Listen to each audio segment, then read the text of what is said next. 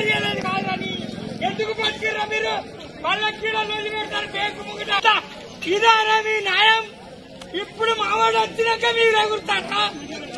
పదేళ్ళు ఏం చేసిర్రా పదేళ్ళు ఏం చేసిరు మీరు పదేళ్ళు ఏం చేసిన